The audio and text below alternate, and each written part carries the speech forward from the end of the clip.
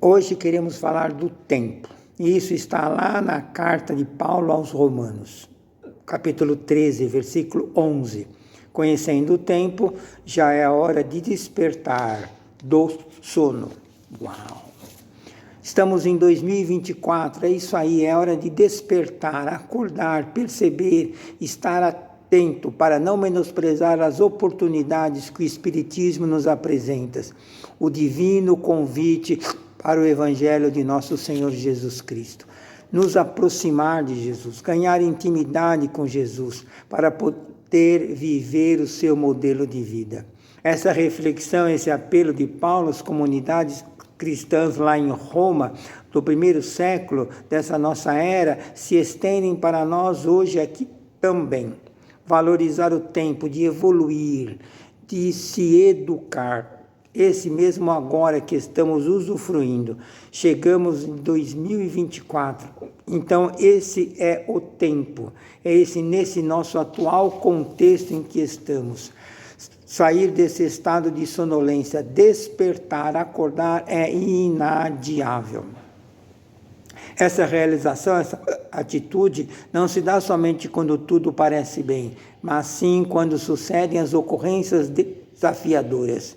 Quando estamos em meio aos infortúnios, às dificuldades, são esses exatamente os momentos, o tempo mais favorável para se levantar, porque é quando nos colocamos mais abertos às coisas de Deus, mais receptivos. O Evangelho é um tesouro que não está exposto na superfície. É necessário procurar, cavar, fazer algum esforço por merecer. Paulo está falando do tempo, conhecendo o tempo. O que isso quer dizer? O tempo é um talento celeste, vai dizer o benfeitor Emmanuel. O tempo só respeita aquilo que ele ajuda a construir. Aqueles que sabem o valor do tempo são aqueles que almejam a eternidade. A psicografia de Chico Xavier é maravilhosa, é uma bênção para a humanidade. Tem aquela coleção de livros, onde Emmanuel vai comentar centenas de versículos do Evangelho, que são aqueles livros Caminho, Verdade e Vida, Pão Nosso, Vinha de Luz e Fonte Viva. Então, o primeiro desses livros é Caminho, Verdade e Vida. E o primeiro capítulo desses 720 versículos que Emmanuel vai comentar tem exatamente este tema e este título, o tempo. Ele está dizendo, é uma mensagem para nós ali. Ele está dizendo que o conteúdo ali é para aqueles que entenderam o valor do tempo. Paulo inicia dizendo assim, já é hora de despertar do sono. Mas que sono é esse? Não estamos todos hoje aqui acordados? Ou será que ao olhar dos condutores do progresso humano, os benfeitores, estamos espiritualmente, moralmente estagnados, adormecidos? Quem vive somente para a matéria, só está vendo, percebendo ou buscando o que já está morto ou o que vai morrer. Essa definição, essa expressão, essa revelação é de Emmanuel.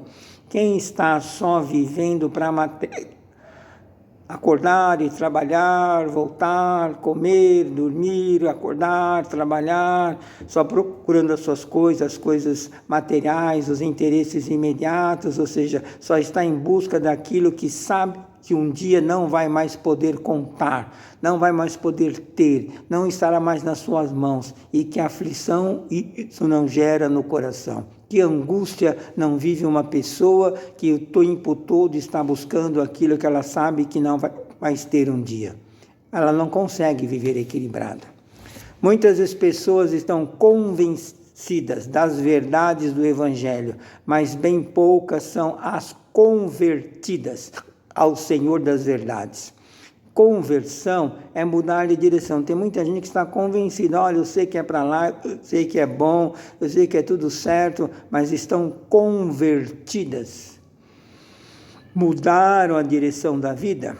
Nós passamos pelas encarnações operando no piloto automático, vivendo mecanicamente. Frequentamos a casa espírita, aplaudimos as palestras, mas ainda estamos aturdidos. pelos problemas, pelas situações exteriores da vida física, da vida material, e deixamos o momento, o tempo, escapar, sem permitir que o Evangelho de Jesus nos alcance por dentro. É preciso um imenso esforço na construção de novos hábitos sob o impulso da vontade, para nos mantermos num nível em faixas mais elevadas, para então conseguir aderir ao convite de Jesus. Quando se está desperto, lúcido para os objetivos essenciais da existência, ergue-se, se levanta, o indivíduo sai do meio dos outros que estão mortos, que estão congelados, que estão acomodados para a realidade. Tem muita gente nessa vida que está morta, congelada, acomodada. A gente reencarna muitas vezes e vamos acordando, saindo da sonolência aos poucos, até que chega aquela encarnação que é crucial, que é marcante, em que se dá o despertar da consciência, quando o coração começa a pulsar e a bater na frequência divina. E é quando começamos a viver a vida viva.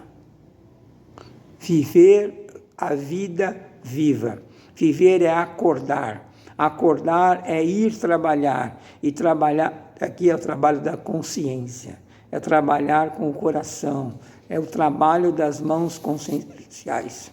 Tem lá a nossa professora Lúcia Helena Galvão, que faz os comentários sobre a obra do Khalil Gibran, o livro é o Profeta, e lá tem um capítulo sobre o tempo, que diz assim, né? Imagine que você tem uma amiga. Essa sua amiga, né, ela é uma pessoa crítica, cética, ela tem uma tendência à inércia, ela é acomodada, mas ela é inteligente, tem facilidades para isso ou para aquilo. Bom, e se passam 20 anos sem que você veja ou encontre mais com essa sua amiga. Vem lá um dia, então, em que vocês se reencontram. E ela está 20 anos mais envelhecida. É possível verificar alguns traços desse envelhecimento, mas ela continua crítica, ela continua cética, ela tem aquela tendência para inércia, para acomodação, muito inteligente, com facilidades para isso ou para aquilo. Então essa nossa amiga não mudou nada, não é assim que a gente diz? Vocês conhecem alguém assim? Bom, então aqui existiu tempo real para essa pessoa? Do ponto de vista da distância para chegar ao ideal humano, essa nossa amiga não saiu do lugar, não mudou nada, o tempo não andou. O tempo do relógio talvez não seja o tempo real. É lógico que todas as criaturas contem com o tempo, mas e se esse tempo estiver sem luz? O tempo real, o tempo útil, não se mede em deslocamento, na direção, no aperfeiçoamento da consciência, na direção de Deus. Se não houve nenhum passo, nenhum movimento na direção do progresso moral, não houve tempo real. Vamos lembrar de Jesus que durante 3 anos trouxe para nós uma mensagem, um modelo de vida divino, do qual nós vamos precisar no mínimo de 3.000 anos para absorver. Então, durante 3 anos, Jesus viveu a eternidade. Jesus viveu o tempo real. Em cada segundo, em cada minuto, ele adicionou algo do seu coração, algo de valor, algo que foi marcado, algo que não se esquece e algo que nós dizemos, isso é eterno. O tempo do relógio é um tempo biológico. A natureza está cumprindo o papel dela. Tudo em a natureza está em constante transformação, modificação. Agora é verão, depois vem outono, inverno, primavera, e assim vai passando. Então, tudo na natureza está em transformação. Você pode não estar se transformando, mas o seu corpo está assim. Você pode estar parado, estagnado, a sua psique, seus valores, seu status, sua consciência, seu coração poderão não ter entrado ainda na eternidade. Eternidade é deslocamento deslocamento em direção a Deus. A maior parte do nosso tempo nós estamos dispersos, avoados.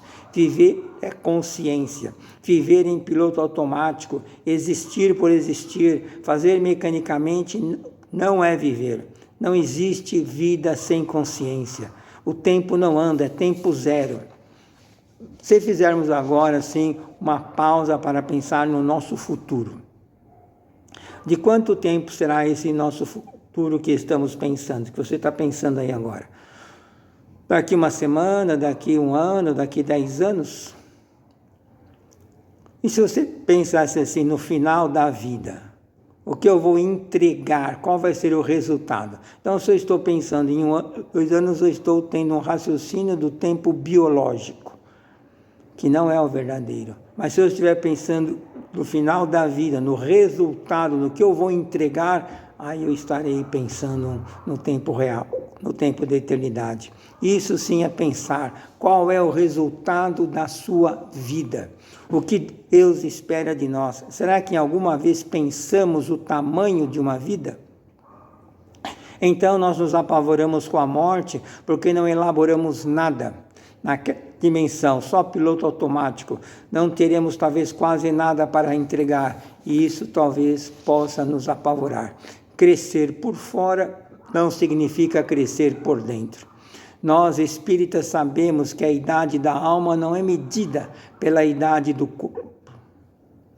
Quem vive para a eternidade, quanto mais o tempo envelhece, mais a alma rejuvenesce. Nossa, isso é muito bom, hein? Quem vive para a eternidade, quanto mais o corpo envelhece, mais a alma rejuvenesce. A energia física diminui, sim, mas a energia espiritual das ideias, da sabedoria, da imaginação mais aumenta. O tempo em cada plano, em cada dimensão tem a sua dinâmica própria. O tempo no plano da alma, no plano do coração, do ser espiritual, não envelhece no sentido de tirar atributos. Ao contrário, aumenta os atributos. Nossa, que notícia boa! Então, ser consciente quer dizer ser responsável. Responder por tudo que pensa, por tudo que fala e por tudo que faz. Isso é viver a eternidade. Porque são momentos que não se esquece e nem se quer esquecer. São momentos em que não se perdem jamais, não saem do coração, enquanto que tem aqueles outros momentos, outros tempos que vivemos sem consciência, que esses sim nós queremos esquecer. Vamos assim responder pelo que pensamos, pelo que falamos, pelo que fazemos, e isso é se iluminar, é acender as próprias luzes, é acordar. Acordar é responder por aquilo que se pensa, que se fala e que se faz. Quem vive assim, vive cada momento, cada tempo, todo o tempo em que está no corpo. São momentos de ouro. Tem até um livro com esse nome de Chico Xavier e o prefácio é de Bezerra de Menezes. Guimarães Rosa uma vez disse assim: há um tempo na vida da gente que o único dever é lutar para introduzir no tempo de cada dia o máximo de eternidade. O que isso quer dizer? Olha, sem pensar, sem perceber, os filhos crescem, a casa fica mais vazia, quieta, sem perceber, os pais envelhecem, partem, sem talvez a sua gratidão. Sem perceber, o seu grande amor também se foi. Todos os momentos são ricos, são preciosos e podem ser eternos. Se houvesse uma vida, se houvesse na vida de cada um hoje aqui um momento sem nada para nos ensinar ou para contribuir conosco, esse momento já seria tirado de nós, porque isso seria inútil. E Deus não faz nada inútil. A vida não tem sobras, não tem restos. Ela é totalmente dotada de oportunidades, significados, símbolos para o nosso bem, para o nosso progresso. Aquilo que pode ser tirado de você, não é você, nem é seu. Tem uma médica, que durante mais de 40 anos trabalhou como intensivista na UTI. Ela diz que quanto mais materialista for a pessoa, menor é a possibilidade de ela confrontar a morte em estado de consciência.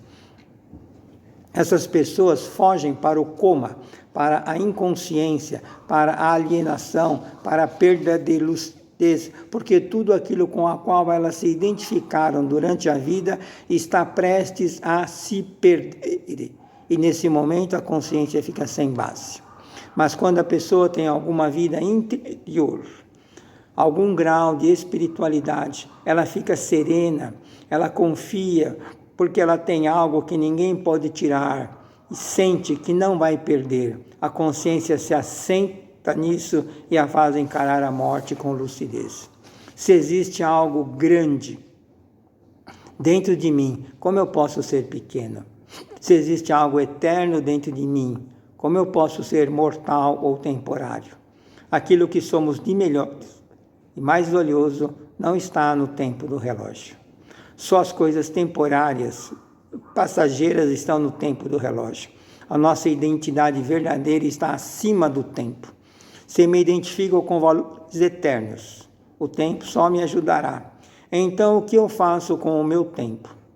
Se estou caminhando para Deus, alcancei a eternidade. Se eu não despertei do sono, talvez o relógio biológico que eu tenho pode parar amanhã. No Evangelho a gente aprende até com os obsessores. Tudo é útil. Jesus visita aquela região de Gadara, ou Gerasa, e tinha lá um indivíduo que estava em um processo grave de obsessão, de subjugação.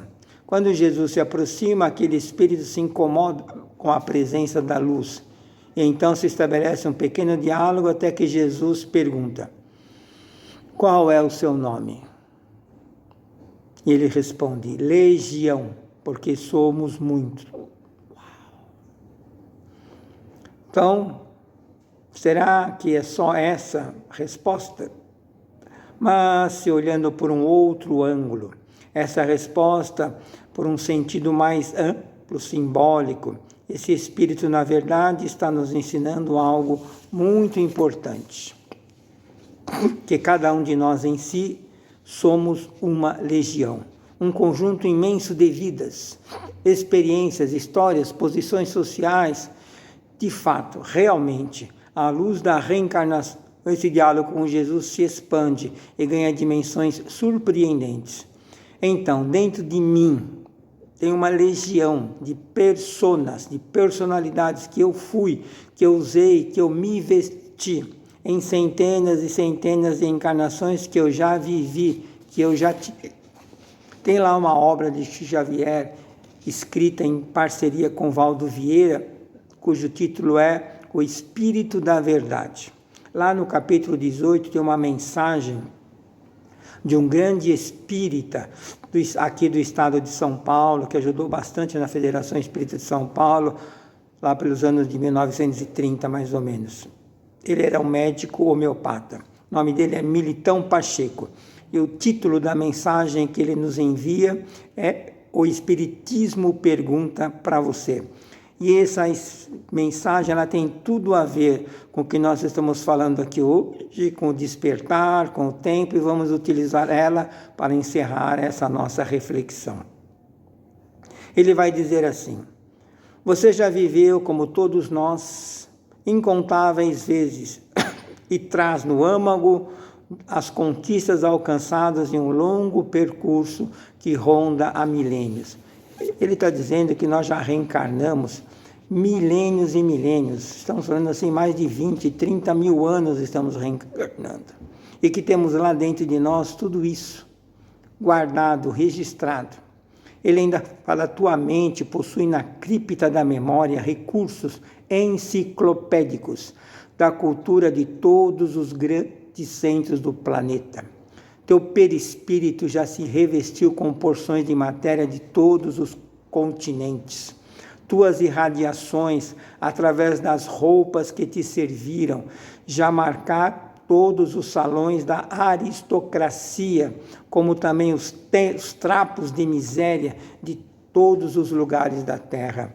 Tua figura já integrou quadros de poder e quadros de subalternidade em todas as nações. tuas energias genéticas e afetivas já plasmaram corpos em todas as raças. Já fomos amarelos, já fomos vermelhos, já fomos brancos.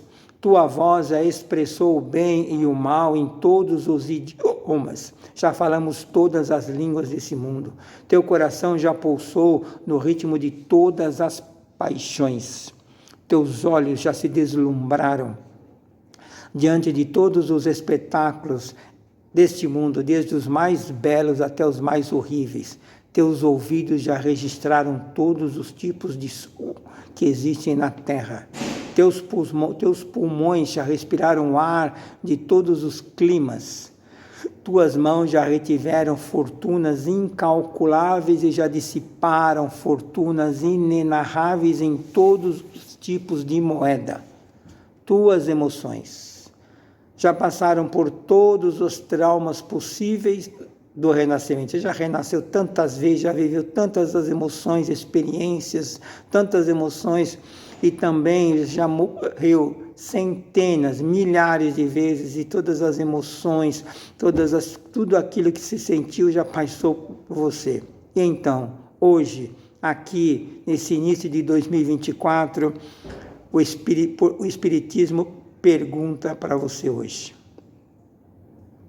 já não é o tempo de despertar, de sair do sono, se renovar e viver?